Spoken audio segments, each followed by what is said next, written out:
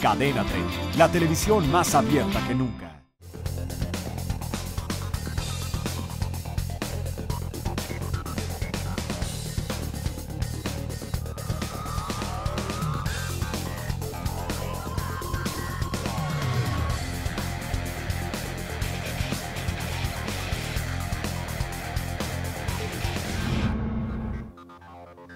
Hola, ¿qué tal? Qué bueno que nos acompaña. Esta semana la agenda informativa nos llevará a conocer las historias de violencia en contra de los menores, la que se ejerce entre ellos mismos, la que conocemos como bullying y también la que ejercen los adultos, incluso sus propios padres, sobre los menores. Además, conoceremos el proyecto para ampliar el aeropuerto de la Ciudad de México. Yo soy Carlos Quiroz y este semanal 28, la agenda de Cadena 3. Comenzamos.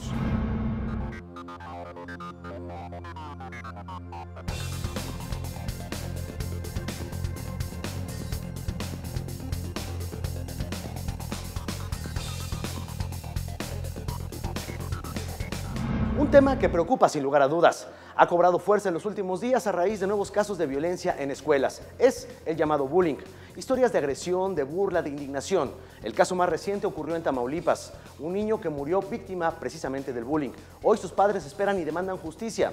El caso ha generado la preocupación e interés, por fin, de autoridades, sociedad y familia. El gobierno federal ha reconocido que existe un problema de bullying en todo el territorio nacional, pero que no se cuenta con la información necesaria para atender esta problemática. Sin embargo, se están llevando a cabo acciones para evitar y contener la violencia en las escuelas.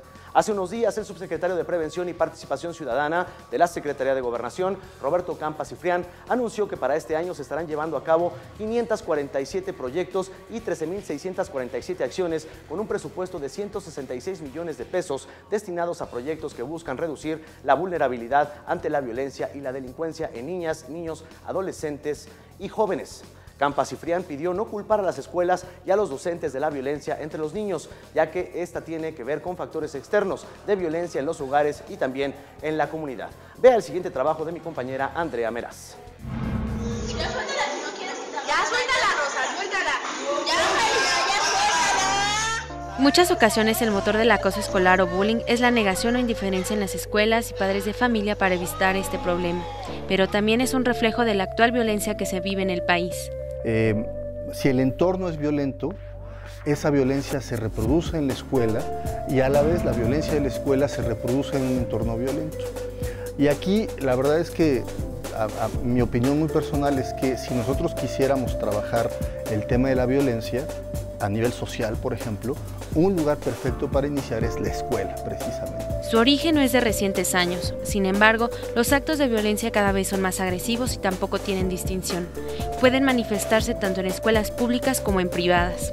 El bullying, o lo que hemos visto en los casos que hemos documentado desde CONAPRED, es que en el bullying hay una carga de estereotipos o prejuicios o valores aprendidos negativos en agravio de algunas personas.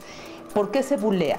Porque es una persona pobre, porque es una persona indígena, porque es una persona con un nivel socioeconómico bajo o que visiblemente no es similar al del grueso del espacio. Pero de los casos que más hemos recibido denuncias por bullying están relacionados con la situación de discapacidad de una persona.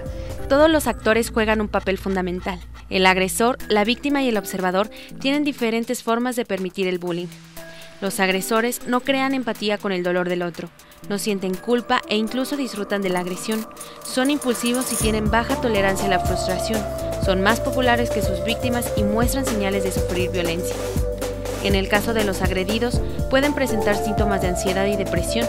Son niños sobreprotegidos, no tienen formación para afrontarse a situaciones cotidianas, son más ambiciosos, sensibles o son débiles emocionalmente y presentan alguna característica de vulnerabilidad, como es alguna discapacidad o desigualdad económica. Los espectadores son fomentadores de bullying, pues no tienen ningún empoderamiento para actuar frente a la agresión, y esta conducta, ya sea partidaria o neutral, tiene repercusiones en el entorno escolar. Padres de familia también juegan un factor primordial. En la consulta nos toca escuchar a algunos papás que dicen es que no te dejes, ¿no? O sea, si te pegan, pega. O pues eso era normal, también pasaba a mí me pasaba lo mismo, ¿no? Son los papás y entonces no le dan importancia, restan importancia y no escuchan a sus hijos, ¿no? Entonces ese también es otro problema. Entonces yo creo que desde el momento en que se ve una conducta agresiva en la escuela, por ejemplo, se debe intervenir, ¿no? Porque tiene que ver finalmente con reglas. En todo ambiente deben haber límites y deben haber reglas. El cómo se relacionan los niños también debe ser algo que se debe manejar desde un principio, ¿no? Y no simplemente creer que es normal, que así se llevan los niños en esta edad. No obstante, las instituciones de educación deben saber de qué manera influyen en el caso del bullying. Hay diferentes tipos de escuelas y dentro de esos tipos de escuelas hay diferentes problemáticas, ¿no? Las escuelas que son demasiado permisivas, es decir, que casi el alumno hace lo que se le antoja, inclusive son demasiado permisivas con los profesores, son escuelas que facilitan que se sucedan estas circunstancias. Las escuelas que son demasiado autoritarias también lo facilitan, es decir, aquellas en las que el alumno no puede hablar, el alumno no puede comunicarse, el alumno no tiene... Las escuelas que son muy competitivas también promueven. Para la Comisión Nacional de Derechos Humanos, este problema debe, además de señalarse, no solo castigarse administrativamente. La violencia escolar es un tema que ha venido extendiéndose, incrementándose en los últimos años. Por eso en la Comisión Nacional de los Derechos Humanos hemos buscado intensificar acciones para prevenir este tipo de fenómenos. Todos debemos comprometernos a respetar a los demás, pero particularmente que cuando se agrede a otra persona, esto implica la comisión no solamente de faltas administrativas, sino también de delitos eventualmente. Las cifras hablan. El Consejo Nacional para Prevenir la Discriminación revela que de 2011 a la fecha han recibido 51 quejas sobre casos de bullying. De 18 recabados en 2013, 10 corresponden a escuelas públicas y 8 en privadas. En todos los casos de agresor y víctima deben tener una intervención familiar. Es decir, los padres de familia deben reconocer en qué están fallando, si en la confianza en la relación padre e hijo, si son demasiado permisivos y reflexionar sobre qué tipo de educación les están inculcando. Sobre todo, ser capaces de escucharlos cuando presentan algún problema.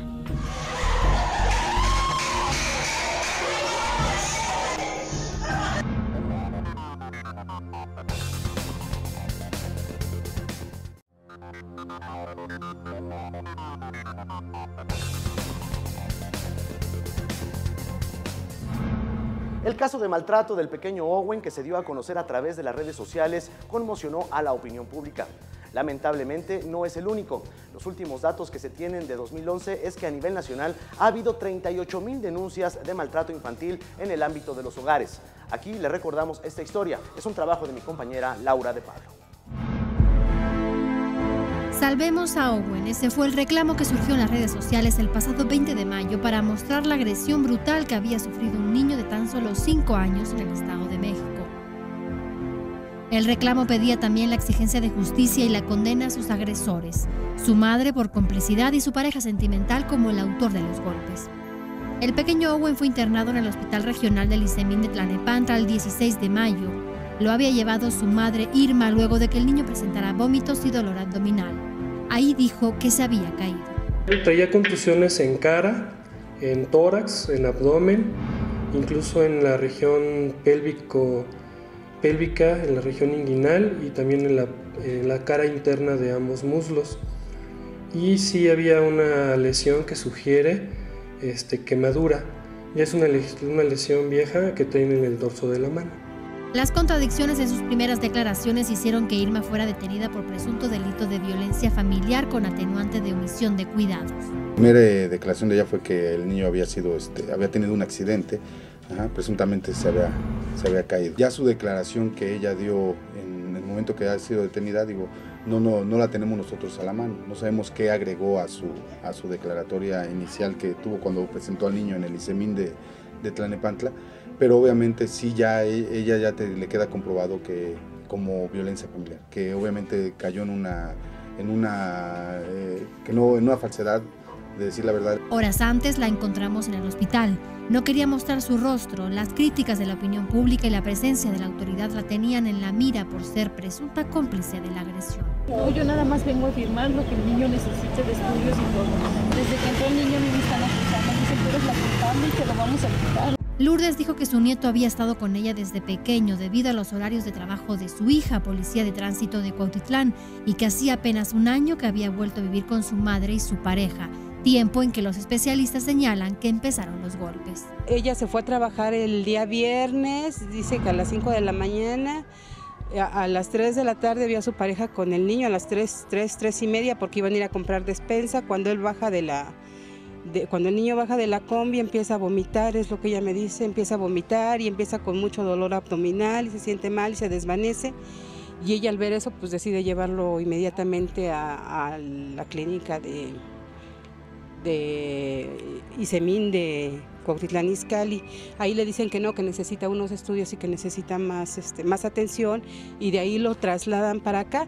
Le comentan que necesitan los papeles de sus consultas anteriores porque el niño tenía una fractura en un brazo que se hizo hace un mes y medio aproximadamente. Bueno, resulta que en ese momento le dice a su pareja, sabes que vete por los papeles, y de ahí no lo ha visto.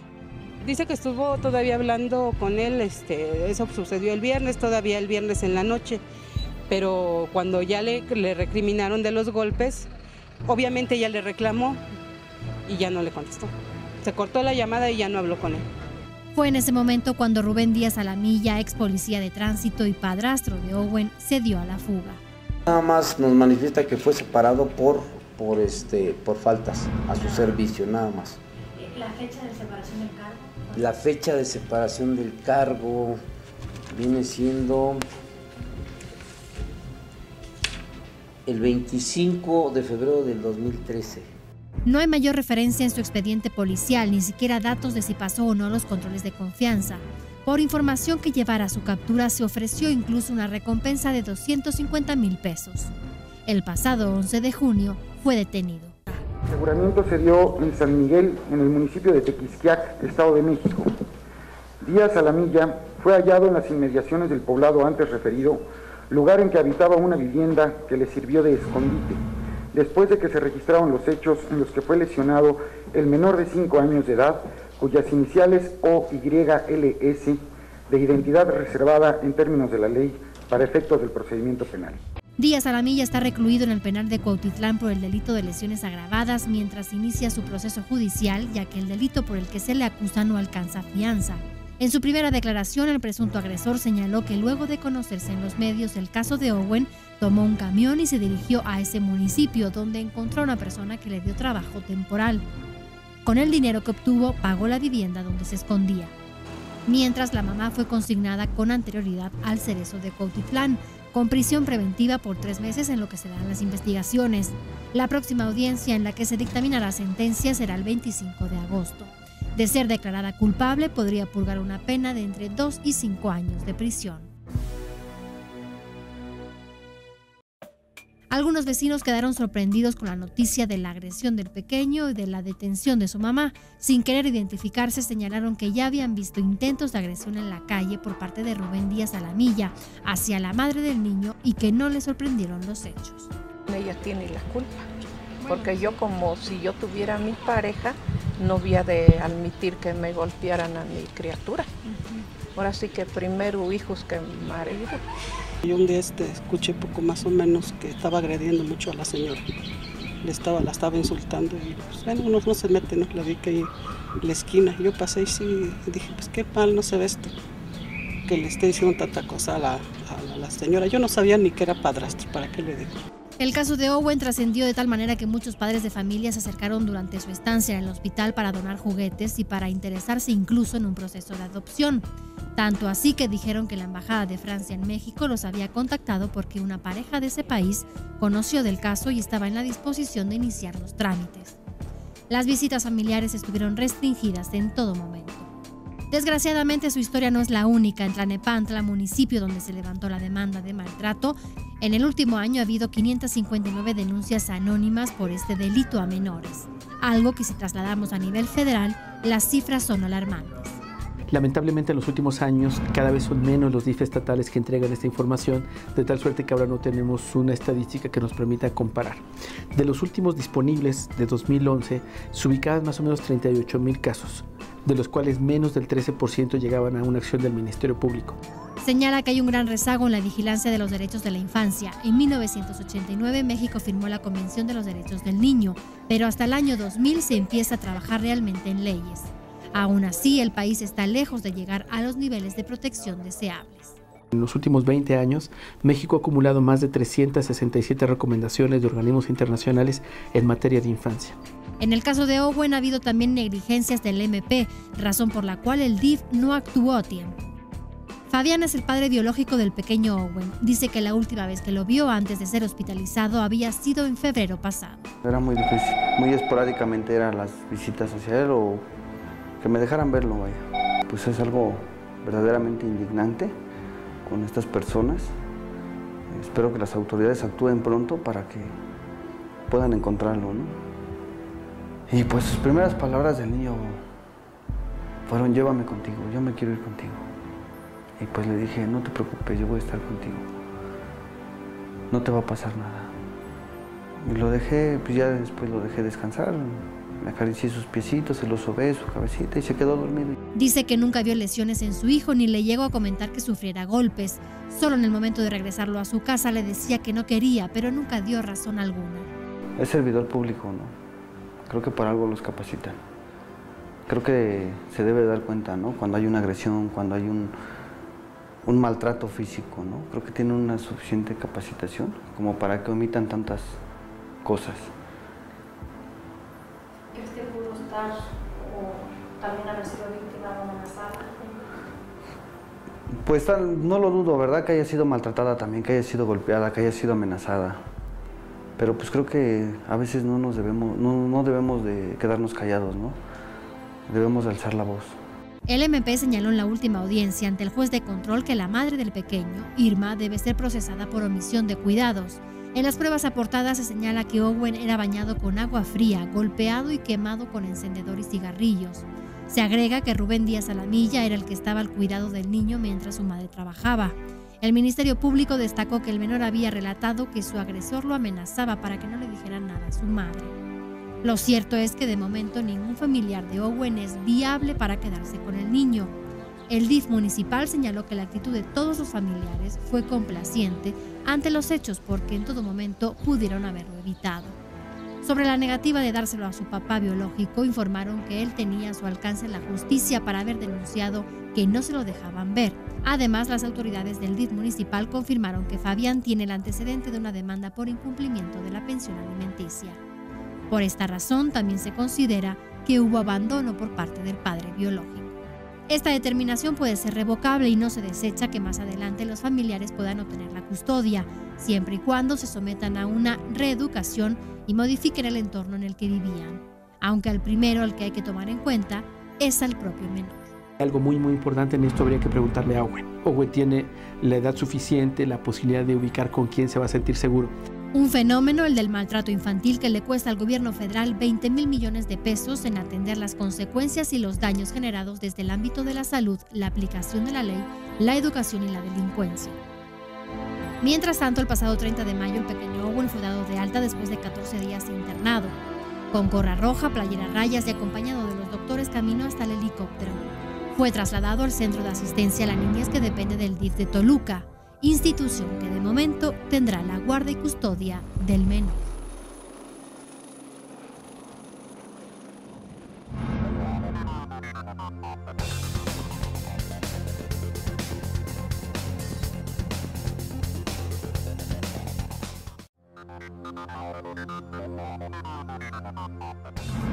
Sexenios van, sexenios vienen y la idea de construir un nuevo aeropuerto o extender la zona aeroportuaria cobra auge ante la presión de sectores que denuncian la insuficiencia para transportarse por este medio. La idea del proyecto ha existido desde hace años. Está presente, pero también la polémica. Especialistas lo consideran urgente. Movimientos ciudadanos alertan sobre serias afectaciones a la capital del país. Vea el trabajo de mi compañera Patricia Rodríguez Calva. Sin fecha definida, el gobierno federal analiza la posibilidad de ampliar el Aeropuerto Internacional de la Ciudad de México, utilizando hectáreas ubicadas en la zona federal del lago de Texcoco. Ante este proyecto empieza la polémica. Mientras algunos especialistas consideran urgente extender la zona aeropuertaria, movimientos ciudadanos alertan sobre serias afectaciones a la capital del país. La organización no gubernamental Ciudad Posible, encabezada por José Luis Luege Tamargo, señala los focos rojos. Si se concreta este proyecto, hay graves riesgos no solo de hundimientos en la zona aledaña al aeropuerto, sino el riesgo de mayores inundaciones para esta capital, como se dio a conocer cuando Luege fue director de la Conagua en el sexenio pasado. Es una zona vital para el futuro de la ciudad. La ciudad no puede prescindir de un rescate ambiental del lago de Texcoco, principalmente como un vaso regulador frente a tormentas.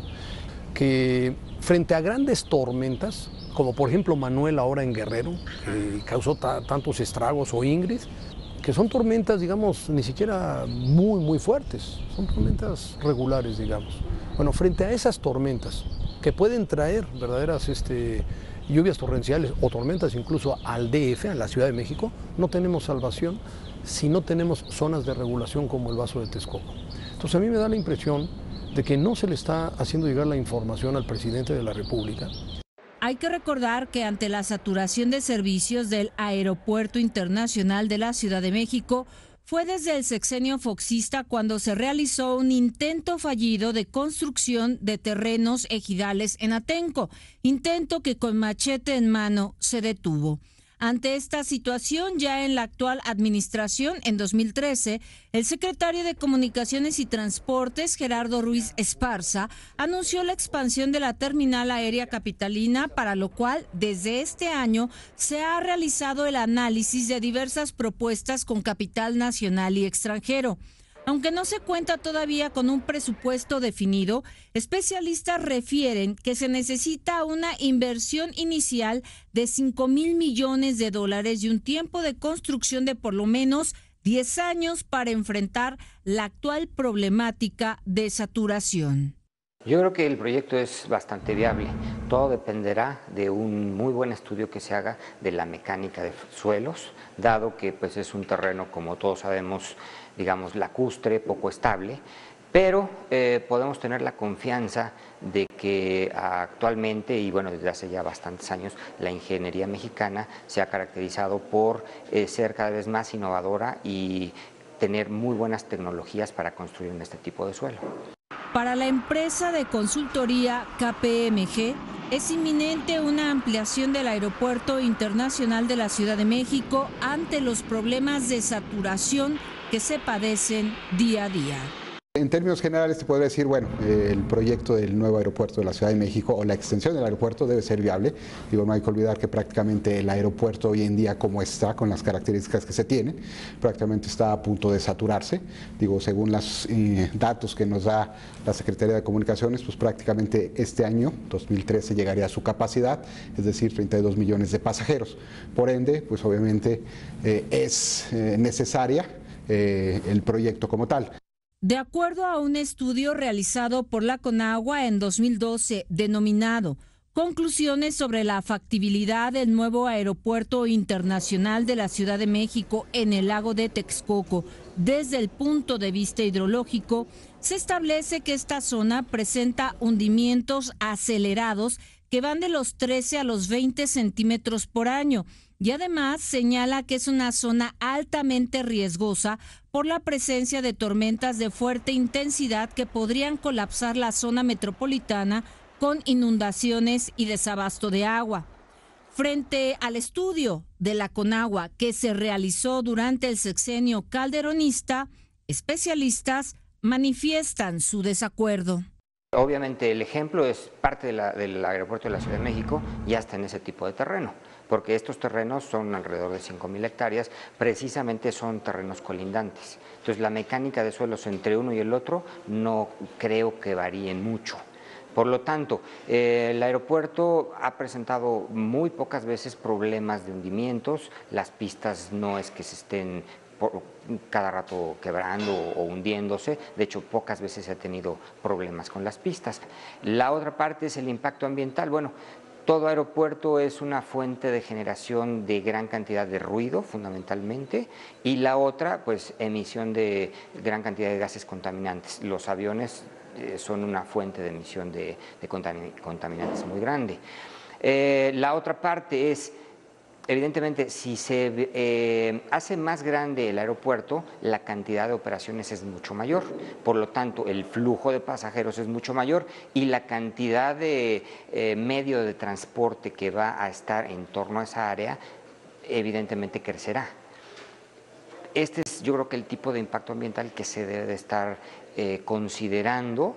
No obstante, José Luis Luege Tamargo insiste que dicho estudio, que como titular de la Conagua realizó hace más de 2 años, sigue vigente.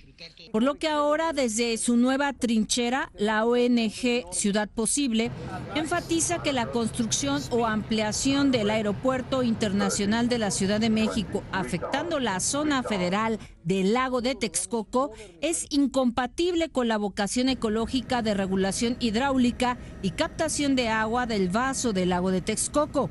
La opción, asegura, es Tizayuca, en el estado de Hidalgo, en terrenos ubicados aproximadamente a 60 kilómetros del aeropuerto capitalino. El aeropuerto puede estar en Tizayuca o ampliemos Toluca o hagamos lo que quieran, pero no puede estar, desde mi punto de vista, en el vaso del lago de Texcoco. Entonces, el llamado que yo voy a intervenir en algunos foros es directamente a la presidencia, porque ya me di cuenta que los actores que operan, digamos, de forma subterránea en la SCT son los mismos. No sé qué tipo de intereses, qué tipo de empresas están vinculados a este proyecto, pero indudablemente que es un asunto gravísimo que tiene que conocer a fondo la Presidencia de la República antes de tomar una decisión. Lo grave de este asunto es que lo dan como un hecho consumado. Yo quiero dejar testimonio de que esto es un error verdaderamente mayúsculo, que el presidente que tome esa decisión va a pasar a la historia, pero como una cuestión muy, muy seria, muy grave, y va a ser juzgado en el futuro, ¿no? Porque pone en riesgo a toda la metrópoli. De esta manera hemos llegado al final. Gracias por acompañarnos. Nos vemos la próxima.